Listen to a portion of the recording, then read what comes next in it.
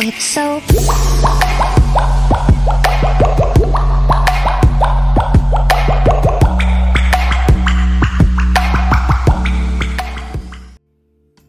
Hello, my name's John Winrow.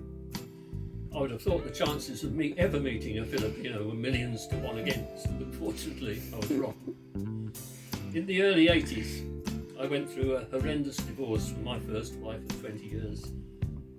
It was so bad that I said I would never get married again. However, fate took a hand. In 1987, I found myself in Singapore, where I had been posted as a training officer to BBC's transmitting station at Kranji. It was only a short posting, 3 months, and I was put up in a hotel where I prepared the next day's lectures.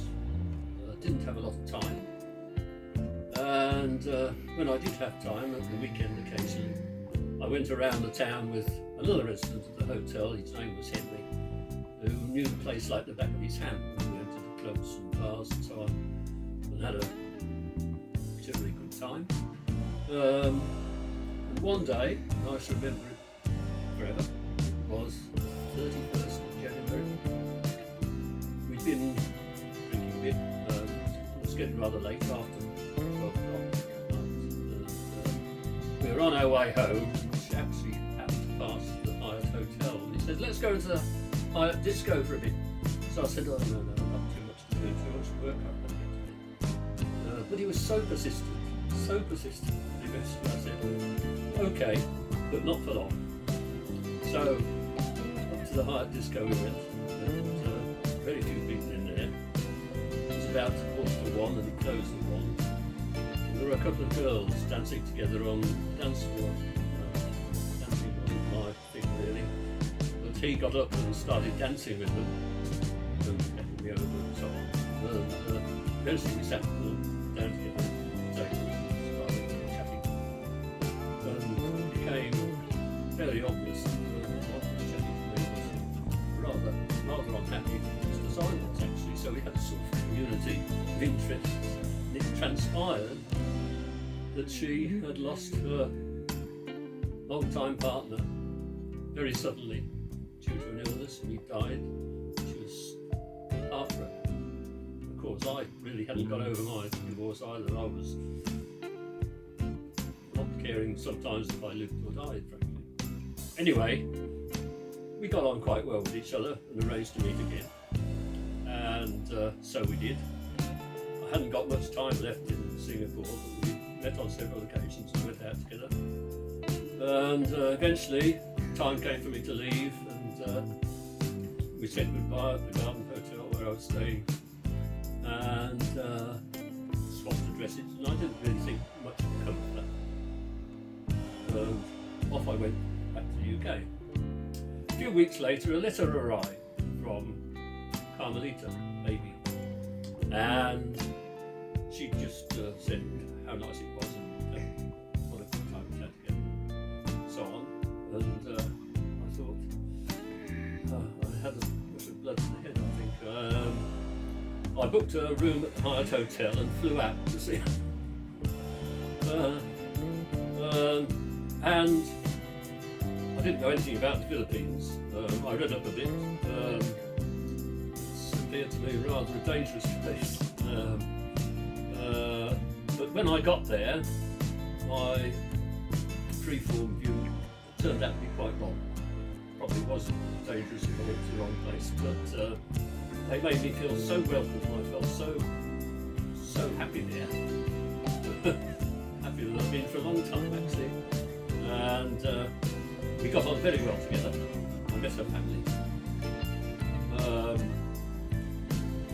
I eventually asked her, would she marry me? Because I thought,